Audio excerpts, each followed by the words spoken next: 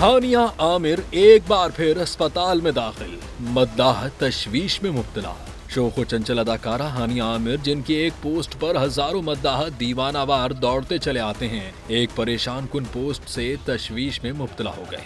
अदाकारा हानिया आमिर ने अपनी इंस्टाग्राम पोस्ट में कुछ तस्वीर पेश की, जिसमें अक्सर तस्वीर में अपने रिवायती अंदाज में जिंदगी का मजा लेती नजर आई। ताहम दो तस्वीर ने मद्दाहों के दिलों में सवालों का तूफान बर्पा कर दिया। कैप्शन में भी सिर्फ एक मबहम जुमला लिखा कि किसने नजर लगाई प्रीति को, क्या बराह मेहरबानी इस कानून को तोड़ सकते हैं। इन दो तस्वीर से अफवाहें गर्दिश करने लगी। किसी ने कहा कि शायद ये किसी ड्रामे का सीन है और किसी ने कहा कि शायद वो वाकई बीमार हो गई हैं।